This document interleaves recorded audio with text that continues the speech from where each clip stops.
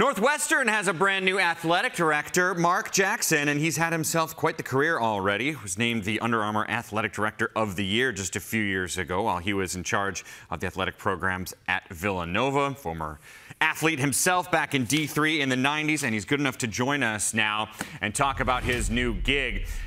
Mark, you had things going quite well for you at Villanova into your tenure, a couple of men's basketball national championships. Why leave there to come to Northwestern?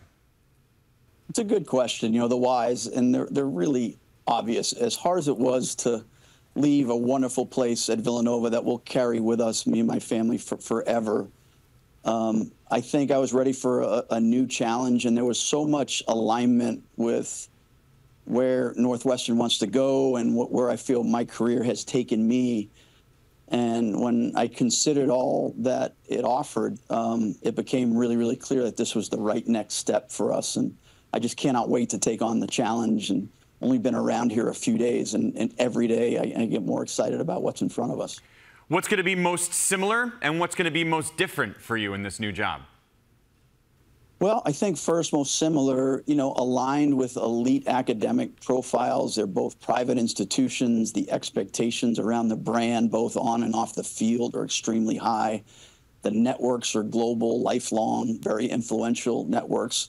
It's just Northwestern's bigger, and they're doing it on a bigger stage in the best conference in college athletics. And, you know, the demands there will be more, they'll be broader, they'll be deeper. And I have some learning to do. I have some listening to do in terms of what the differences are. But so far, so good. I feel like Villanova has given me an unbelievable experience and has prepared me really well, along with the other experiences before that. In your years as an athletic director, what have you learned are the most important things that a good AD has to do? You have to immerse yourself into the community. We can't be on an island in athletics. We have to immerse ourselves not only in the athletic community, but in the broader campus community, especially at an elite top 10 academic university like Northwestern. That is a priority. I am not a guy that likes to sit in my office. I'm not a guy that likes to be behind my desk. I want to get out. I want to meet the student athletes. I want to meet our donors. I want to meet our alums. I want to meet the people in the city of Chicago that have a wonderful connection to our university. I'm an externally oriented athletic director. Now, you can't take your eye off the important things in the academic piece and the success we have in the classroom. And some of that requires being on campus and having structure and discipline. But I'm really, really excited just to get out and try and, you know, raise the profile of what already is a globally respected brand. You know, this is a presidential election year, and who are you voting for? Kidding, just kidding, just kidding. No, they often ask presidential candidates, like, day one on the job, what are you going to do? So what is it you see as, like, one of your first priorities of things you want to get done now that you're officially in charge in Evanston? Okay, well, day one on the job actually has already come and went. And That's true. We had a field hockey win, we had a men's soccer win, and then the next day we had a football win, and the next day we had another field hockey win. No, I'm kidding. It's, yeah, just again, I want to listen, learn, immerse myself. I have a meeting here with our entire department following this interview. I just met with the football team Saturday during the game. I met hundreds and hundreds of alums and donors on this unbelievable lakeside setting that was just unbelievable to take in. I've been around college and professional athletics for 30 years, and I've never seen an experience like that one that was just not next to a lake, but on top of a lake. And to come out with a victory was just phenomenal. So, yeah, the immediate thing is just to let people know who I am and what I'm about, and try and meet as many people as I can. And then, you know, determine the next steps and evaluate, you know, what we're going to be. Critically important, as we know, we're going through a historic time in college athletics where there's a lot of modeling, a lot of figuring out what's next. And, you know, some of that is gloom and doom about these dark clouds and impending storms around college athletics. But look, we're not going to take that approach here. We're going to attack it with a positive attitude and a positive mentality. I think Northwestern's equipped to handle whatever's coming next because of who we are as an institution, and not just as an athletic department.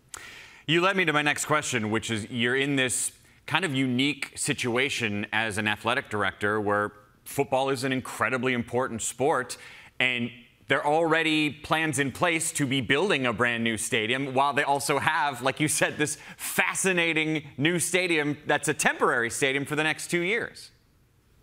Yeah, it's a really exciting opportunity. And look, I've been associated with some big capital projects before, none like this one.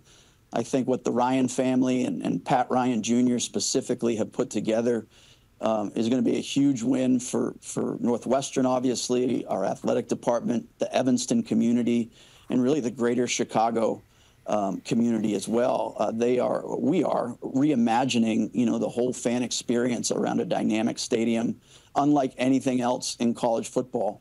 And I had the chance to meet with Pat for a while when I first got here Friday and dive into the plans with him, and couldn't be any more excited. And what that means, it's a recruiting advantage, it's financial stability, it's additional resources, but then really providing a unique experience on so many different fronts that will provide advantages across the board.